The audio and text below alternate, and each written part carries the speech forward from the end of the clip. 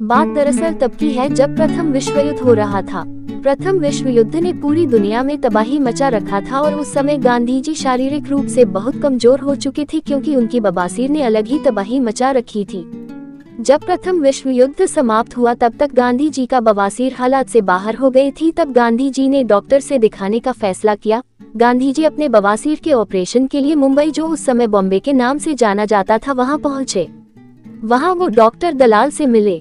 Doctor दलाल ने साफ शब्दों में कह दिया कि जब तक आप दूध का सेवन नहीं करेंगे तब तक मैं आपके स्वास्थ्य को ठीक नहीं कर सकता।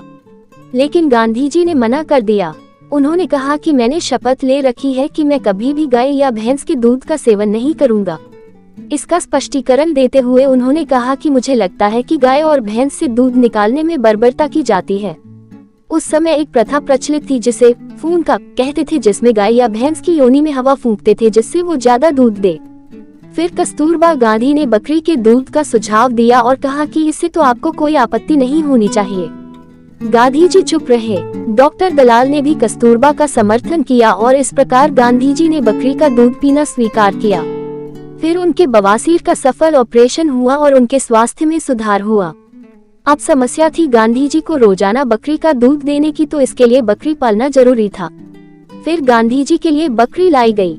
गांधी जी की बकरी का नाम निर्मला था और जहाँ जहाँ गांधी भी जाते थे उसे साथ लेके जाते थे ताकि उनको बकरी का ताज़ा दूध पीने को मिल सके।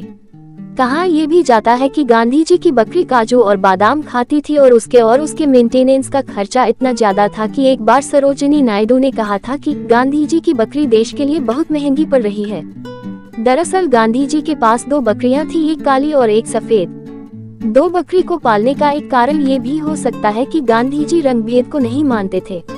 लेकिन अब काली वाली बकरी का नाम निर्मला था या सफेद वाली का, ये मुझे नहीं मालूम। गांधी जी गोलमेज सम्मेलन में भी अपने साथ बकरी लेकर गए थे, तो विंस्टन चर्चिल ने गांधी जी के वेशभूषा और साथ में बकरी को देखकर कहा था कि ये कौन है, नंगा फकीर। बाद में लोगों ने बताया कि यही गांधी जी हैं।